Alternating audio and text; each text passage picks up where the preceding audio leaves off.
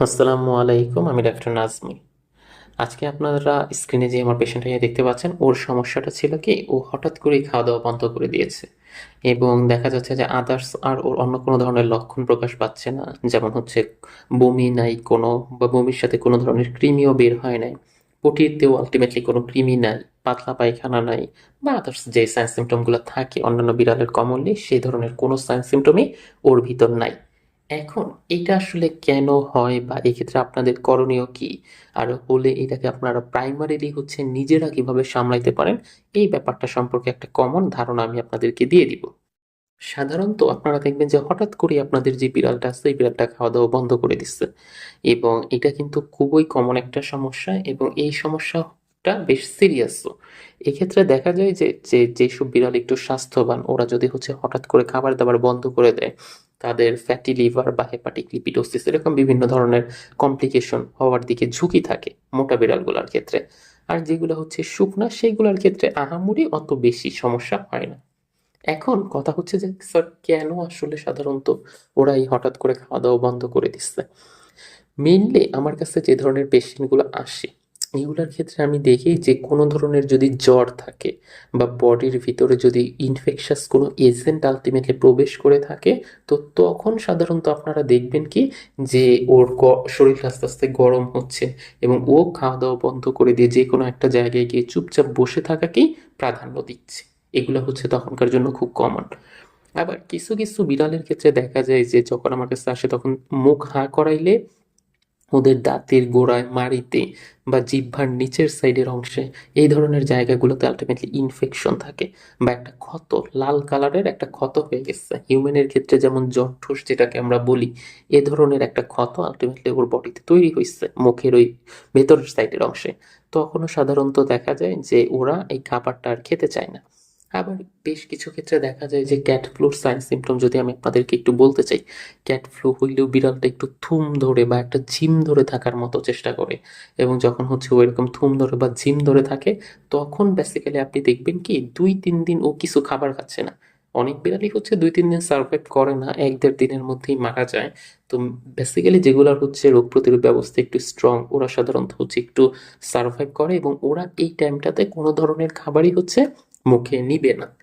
তারপরে আবার আমার কাছে কয়েকদিন আগে এরকম একটা পেশেন্ট আসছিল, ওকে কিছু স্পেসিফিক খাবার দিলেই ও হচ্ছে প্রচন্ড পরিমাণ বমি করতো, এবং বমির সাথে বমির কালারও হচ্ছে বেশ একটু ভিন্ন ধরনের। আমি ওই পেশেন্টটা নিয়ে আপনাদের সাথে আলাদা আলোচনা করব, তখন আপনারা দেখবেন যে ওর এই সমস্যাটাই খুব কমন ছিল।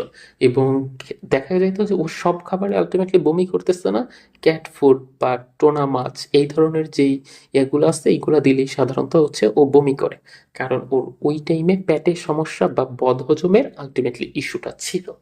অনেক বিড়ালের ক্ষেত্রে যদি দেখি যে কিডনি ড্যামেজ, এগুলো সব কিছু নর্মাল, কোনো ধরনের জ্বর নাই, মুখে কোনো সমস্যা নাই, ক্যাট ফ্লুর ওই কিট টেস্ট আলটিমেটলি নেগেটিভ আসছে, পেটেরও কোনো আলটিমেটলি সমস্যা হওয়ার সেরকম সম্ভাবনা দেখতেছি না, তখন হচ্ছে ওকে আমরা ব্লাড টেস্ট করি। ব্লাড টেস্ট করাইলে ওর কিডনি ফাংশনটা নর্মাল আছে কিনা, ওর লিভার ফাংশনটা নর্মাল আছে কিনা, এই ব্যাপারগুলো হচ্ছে তখন আমাদের সামনে ক্লিয়ার হয়ে যায়। এবং তখন আমরা হচ্ছে ওই ব্লাড টেস্টের রিপোর্ট থেকেই একটা মানে ডিসিশন নিতে পারি যে ওর কি আলটিমেটলি কিডনি বা লিভার ফাংশন এরকম ভাইটাল অর্গানগুলা ঠিকঠাক মতো কাজ করছে কিনা, এই ব্যাপারটা হচ্ছে আমরা খেয়াল করি। আর মাঝে মধ্যে আবার কিছু ওনার এরকম নিয়ে আসে যে উনি না বুঝে প্যারাসিটামল খাওয়াইছে, বা অন্য কোনো ধরনের ওষুধ উনি না বুঝে খাওয়াইছে, ঠান্ডার যে ওষুধগুলা, তখন এটার একটা সাইড ইফেক্ট হিসেবে দেখা যায় যে মুখ থেকে লালা ঝরতে থাকে, খিঁচুনি, বমি, বা একটু হাঁটতে গেলে একটা টালমাটাল অবস্থা, এই সমস্যাগুলো হচ্ছে তখন বেসিক্যালি হচ্ছে আমরা ফেস করি। তো আমি বুঝাইতে পারছি হয়তো, আসলে খাবার না খাওয়ার যে সমস্যাটা, এটি স্পেসিফিক ভাবে যদি একটাকে আপনি বলতে বলেন, এটা কখনো একটাতে বলা যায় না। এটা আসলে অনেকগুলা রোগের একটা সমন্বয়, বা হচ্ছে অনেকগুলা রোগের কারণ এর পেছনে হচ্ছে দায়ী থাকতে পারে। এজন্য একটাকে না ওইভাবে যেহেতু ডায়াগনোসিস করা যাচ্ছে না, এই জন্য রেজিস্টার্ড ভেটের কাছে নিলে উনি সবগুলা ব্যাপারকে প্রপারলি হচ্ছে জেনে তারপরে এটার মেডিসিনটা মানে উনি ডায়াগনোসিস করেন, যে এই রোগটা এটা হয়েছে, তাহলে আমরা এই মেডিসিনটা ওকে দিব, এইভাবে হচ্ছে উনি ডিসিশন পারপাসে আসেন। আচ্ছা স্যার, বুঝলাম, এখন ভেটের কাছে নিতে হবে। কিন্তু আমাদের এক্ষেত্রে আমরা কি করণীয় এইখানে করতে পারি? যেমন একদম প্রথম অবস্থায় আপনাদের করণীয় হচ্ছে কি, আপনারা যে ভুলটা করেন, যে ওকে হচ্ছে একটু জোর জবরদস্তি বা চেপে চেপে খাবার খাওয়ানোর চেষ্টা করেন, এই কাজগুলো করা যাবে না।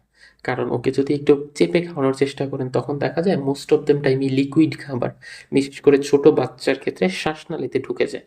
তখন অ্যাসপিরেশন নিউমোনিয়ার এই ঘটনাটা আলটিমেটলি ঘটে। তো এই ক্ষেত্রে এইগুলো অ্যাভয়েড করার জন্য আপনি জাস্ট হচ্ছে ওকে খুব বেশি চাপাচাপি না করে, ও যেই খাবারটা খেতে পছন্দ করে সেইটা ওর সামনে দিয়ে রাখেন। তারপরেও যদি দেখেন যে হ্যাঁ, ওই খাবারটা ও 12 ঘন্টার মধ্যে ধরতেছে না, খাচ্ছে না, সেক্ষেত্রে আপনি একবার ভেটের সাথে কথা বলে নেন। 12 ঘন্টা পর্যন্ত আপনি জাস্ট নর্মালি বাসায় দেখেন।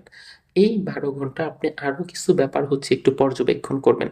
যেমন ও পানি খাচ্ছে কিনা, ওর কোনো বমি হচ্ছে কিনা, বা পটির রাস্তায় কোনো কৃমি দেখা যাচ্ছে কিনা, ওর পিটা ঠিক মতো হচ্ছে কিনা, তারপরে নর্মালি ও কোন ধরনের খাবার আগে পছন্দ করতো, এখন ওই খাবার দেয়া হলে ও খাচ্ছে কিনা, ওর নাকটা কি বন্ধ কিনা, নাক দিয়ে প্রপারলি ঘ্রাণ এই জিনিসটা পাচ্ছে কিনা। আপনি চাইলে একটু হাঁ করে দেখতে পারেন যে মুখের ভিতর কোনো ঘা আছে কিনা। এই ব্যাপারগুলো হচ্ছে আপনি দেখে, তারপরে 12 ঘন্টার মধ্যেও যদি দেখেন যে কোনো রিকভারি হয়নি, সেক্ষেত্রে আপনি ভেটের কাছে নিয়ে যান এবং এই ব্যাপারগুলো হচ্ছে তাকে জানান। উনি হচ্ছে তখন আপনাকে প্রপার মেডিসিনটা সাজেস্ট করে দিবেন এবং সেইভাবে আপনি খাওয়াইলে দেখবেন যে সুস্থ হয়ে যাবে। কিন্তু ভুলেও কোনো মেডিসিন ওভারডোজে আলটিমেটলি খাওয়ানো যাবে না। ওভারডোজে খাওয়াইলে তখনই কিন্তু আর এই ইয়ার থেকে কামব্যাক করানো বেশ মুশকিল হয়ে যাবে।